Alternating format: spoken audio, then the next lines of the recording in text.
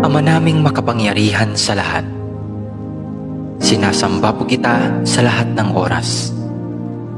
Maraming salamat po sa isang buong araw na nagdaan na puno ng biyaya, pag-ibig at kaligayahan.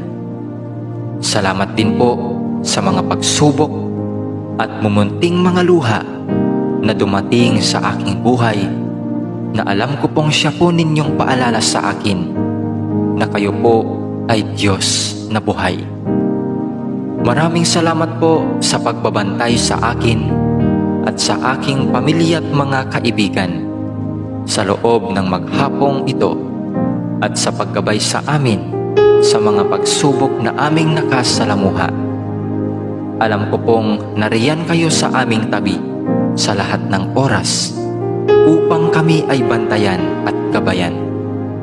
Nagpapasalamat